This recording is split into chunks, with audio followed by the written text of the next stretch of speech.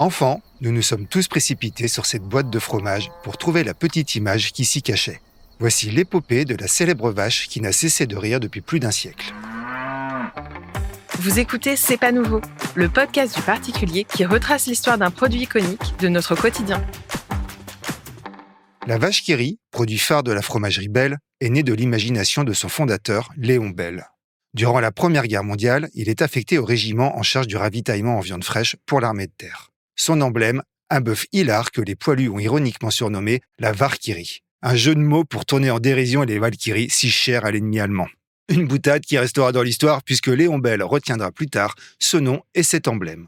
À la fin de la guerre, ce dernier découvre une nouvelle technique importée dans le Jura par une fratrie venant de la Suisse voisine. Il s'agit de la fabrication du fromage fondu. Un concept novateur qui offre de nombreux avantages. En plus d'être bon et économique à produire, il est facilement conditionnable dans des boîtes métalliques. Une aubaine pour le transport et la conservation, même dans les régions les plus chaudes. En 1921, il se lance dans une production artisanale et dépose la marque La Vache qui rit. En 1924, il modernise son atelier. Il y installe des pétrins de fonte ainsi qu'une machine à couler les fameuses portions triangulaires.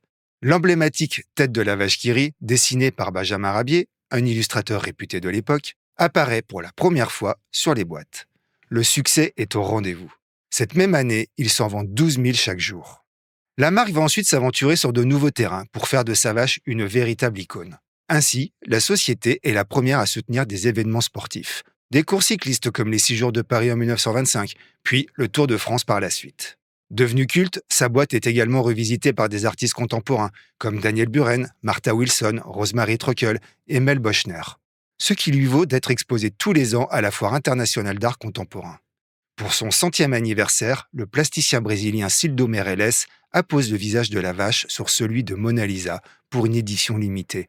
De là à penser que la vache qui rit est aussi célèbre que la Joconde, il n'y a qu'un pas. La marque est aujourd'hui connue dans le monde entier. Elle est en effet consommée dans plus de 120 pays par plus de 400 millions de personnes.